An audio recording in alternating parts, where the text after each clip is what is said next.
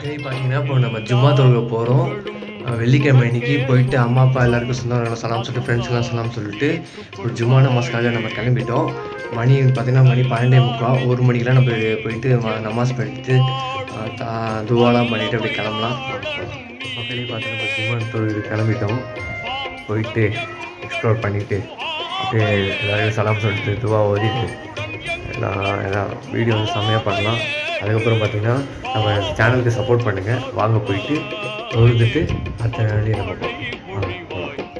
தொழுதுட்டு எல்லாருக்கும் சலாம் சொல்லிட்டு அதுக்கப்புறம் பார்த்திங்கன்னா